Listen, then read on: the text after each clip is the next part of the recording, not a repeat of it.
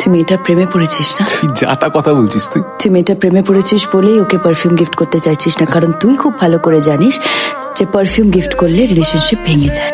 Thank you. ক্লাসে আসলে perfume use করি না। কেন? জিনিস দেখবে, কি পারফিউম মাখার টেকনিক।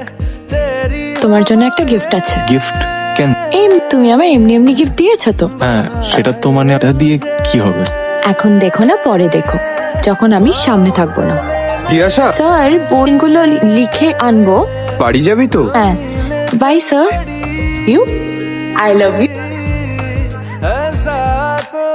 ওরে বাবা, কত বই!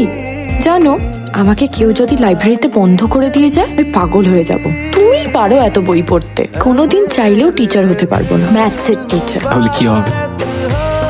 তোমার হবো।